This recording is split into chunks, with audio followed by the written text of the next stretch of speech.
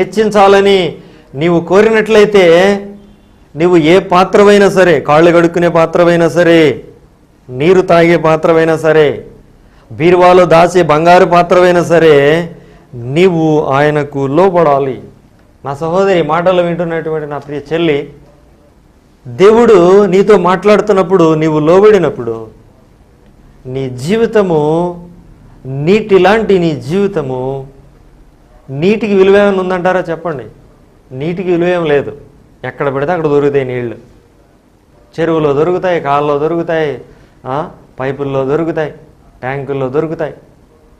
విలువ లేనటువంటి నీటికి మధురమైనటువంటి ద్రాక్షారస రుచిని దేవుడు ఇచ్చాడు.